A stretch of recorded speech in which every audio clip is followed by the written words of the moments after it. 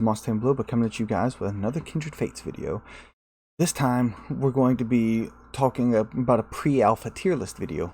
A big shout out to Umberto Bjorn, hope I pronounced your name right, who came up with this idea. I talked to him about it before and he gave me to go ahead and make my own tier list, so here we are. The links to all his videos will be below. I highly recommend you watch them. They're awesome videos and got me really inspired to make this. Took forever to make, by the way, so let's get started. We're going to be starting with the S rank tier kinfolk. This tier is for kinfolk I feel in the right hands will be the hardest to counter and may even need some rebalance later on, but I have faith that the devs will make any changes needed as the alpha goes on. They've already stated about how they plan to make it so that every kinfolk, or at least the vast majority of the kinfolk, will be viable because they want you to be able to play your types that you like. So let's go ahead and put our friend K-Knight right up here. He is our first S tier. He's one of the kinfolks we have seen the most of. We know that he's a fire type. He focuses on hit and run tactics. I think he'll be an S tier due to the fact that he's very quick and has some really nice ranged attacks. We can see him shooting these little fireballs out like this. He can use his speed to put distance between him and his foes, and even throw down some rings of fire on the ground to get some good control over the battlefield. As we'll see coming up here in the video, these rings of fire damage the Skulkin whenever he gets near them, and might even persist to do damage afterwards with like a burn status effect, kind of like Gym Leader Ed mentioned on his newest video, another video I highly recommend if you haven't seen it yet. Nothing is confirmed as far as how these status effects will work yet, but it could be interesting to note that K-Knight has not only speed, range, melee, and arena control when it comes to these fire rings. So that's why he's going to be in the S tier, in my opinion. But he's not the only one in the S tier. So with saying that, let's move on back to the others. Next up, we're going to have Avion. Apologies if I mispronounced any of these names ahead of time. With Avion, we know a lot less about the kinfolk itself, but what we do know about is the air type, and we know the air type will be glass cannon fighters, and I know from games like Dark Souls that a glass cannon build in the hands of a skilled player can be some of the hardest things to deal with. That being said, I think the air type will have a high skill cap and be a bit harder to learn at the start, so it may be some time before we see them start performing very well or at their highest level. The next S rank is Castrix. I'm putting him here because pretty much everything I just said about Avion can be said for Castrix as well, so he's obviously going to be an S rank as well. A side note is, I think he may have a dark type lean. I don't think it's confirmed if he will or not. And if that is the case, we can see some very interesting gameplay, combining what I feel would be the two hardest types, air and dark, to play together. Both those types, so they're going to be very high skill caps, which could make Castrix one of the better kinfolks in the hands of a really skilled player. And for our last kinfolk in the S tier, we have an unnamed kinfolk with the code name Light Stag. We don't know a lot about him, but what we do know, he seems to be another fast-moving kinfolk. As you can see here, these herds of Light Stags seem to be moving about as fast as the K-Knight is. And like Umberto Bjorn said, the only attack we have seen seems to be a little slow. I think this can be made up for by the fact of his light typing, and that I think he'll be able to wear down his opponents with his speed. It seems to be keep up with K-Knight combined with the buffs and possible healing that a light type can bring. I think he will more than hold his own against the other S ranks and the other kinfolk in this tier. Now we'll move on to the A tier. In this tier we will find what I think will be the most balanced of the kinfolk, who are strong but not quite as strong as the ones in the S tier. To start off with, we have another unnamed kinfolk with the code name of Salamurder. He's going to be our first entry in the A tier. I personally think he will be a dark type with a water type lean. He may be a little on the slow side, but I feel he'll pack a punch and have a good amount of health, as he is shown to have both melee and ranged attacks in the trailer, which will give him some options for dealing with the faster kinfolks. If he is the dark type, we could see him throwing out some nice debuffs, or maybe even some damage over time's effects like poison. Now we've come to everyone's favorite Earth type, an unknown kinfolk with the code name Shovelbutt. He's going to be our next entry in the A rank tier. As an Earth type, it's likely he will have power to slow movements of his opponents, will help him against most of the S-rank kinfolk, as once they lose the edge of their movements, they won't be quite as strong. And as we can see here, it looks like our little friend will have a ranged attack that can help him when his opponents try to run away. If he can slow opponents at a decent range, he may even be worthy of an S rank. But that's one of the many things we're going to have to wait and see when the Combat Alpha drops around November. Our next entry is another unnamed kinfolk with the code name Deer Dog. He's going to take our next spot in the A tier.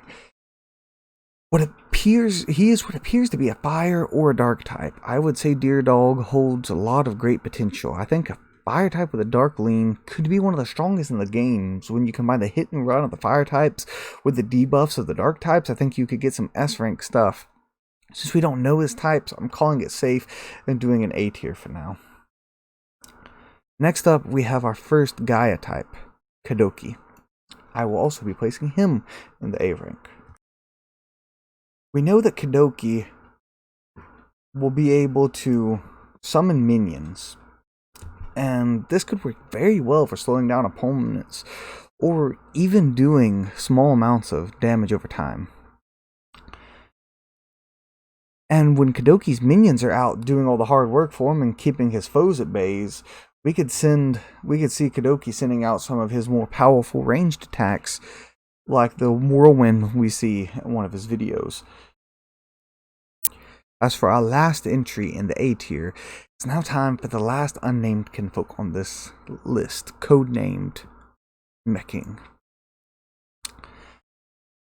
We don't know much about this line other than that they're the mecha type, which tend to have high health and attack but very low speed. I put Meching in the A tier because it looks like he would be rather tanky, and even though he will likely be slow, I think it would only take a few hits from him to knock you out, making him a real danger to face in close combat. But with that, we are halfway done. We're going to be moving on to the B tier, which I think will be more than playable, but only good in certain situations, or just do what other kinfolk do, but not quite as good. First off, we're going to have Slifer as our B tier. He seems to be themed around a thief and will most likely focus on speed and maybe surprise attack of some kind, which could tie in with his raccoony and banditry looking leans that he has in his art. As a null type, I think he'll be all around useful fast attacker, but may fall short when it comes to damage, thus leaving him in the B tier. Next up, we have another null type, Nyazin. This was created by a community member named Mayu, and the art that you see here is her work. With Nyazin being a cat-like kinfolk, we can assume they'll have a quick moveset, might be overall similar to Slifer as to how they can be used. Mayu did mention that they would like to see Nyazin have a light lean. If this comes to be, I think they might even be moved up to the A tier due to the added utility that we could see them have. Next up, we have one of my favorites, Auburn. Hurts me to put you there, Auburn. But we know a good bit about him, as he's been revealed for so long now. We know that he has some speed, but he's not quite as fast as some of the higher ranking kinfolk. But him being small may mean that it'd be harder to hit with like a smaller hitbox, which could be made up for him being slower than something like K-Knight, for example. As we know, he's a fire type and will have some good hit and run ranged attacks. We have seen him shooting small fireballs out in the video here. And in one of the early trailers, we've also seen a massive fire swirling around him, which means he could have some level of defense as his opponent closes in. Which is why I think that he's still going to be at a solid tier, despite not being quite as quick, or maybe even quite as much damage as some of the people in the S tier. Next up is another mecha type, Mechid. We know while he seems to be faster than Meching, we can only assume that he will not hit as hard or have as much health. I think this will leave him in the middle ground of his evolutions, making him possibly the most flexible. Same can be said with Gladius, his next evolution. I think that will be the weakest of the mechas that we've seen so far as attack and health go. but will most likely be made up for with more speed than normal for their type. And now we move to the C tier. This is the tier for the kinfolk I think will be put at a disadvantage when compared to the other kinfolk on the list.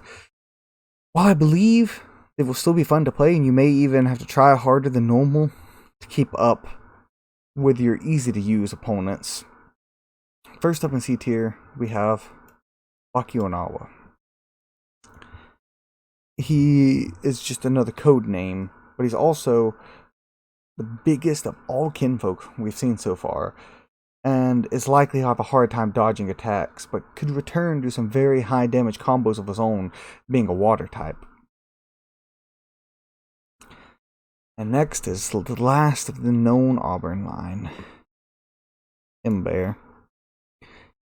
I hate to put such a cool looking kinfolk in the C tier, but it's a fire type that is slow. I can't help but think that he'll be at a disadvantage against others of his line. But with that being said, with him being tanky enough that he can hold his own, maybe even in close combat, I could see him having his own niche.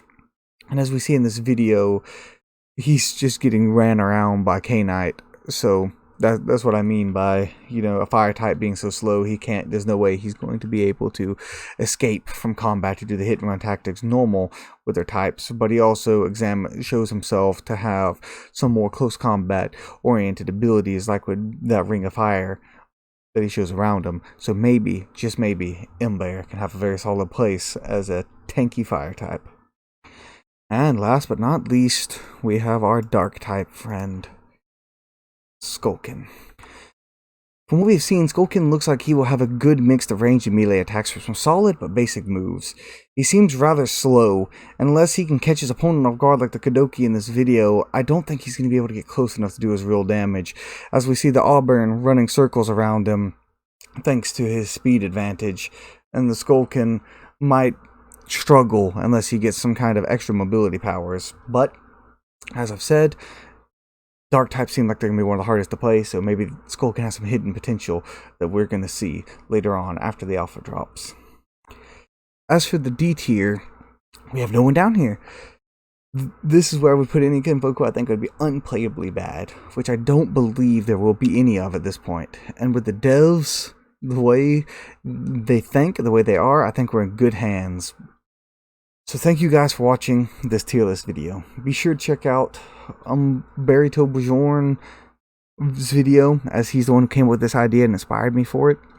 If you liked the video, please like, comment, and subscribe. And if you want to, you can follow me on Twitter and Monster Him Bloba. The link is in the description of all my videos. Goodbye, everyone, and I hope you have a great day. This is Monster Him Bloba, signing off. Goodbye.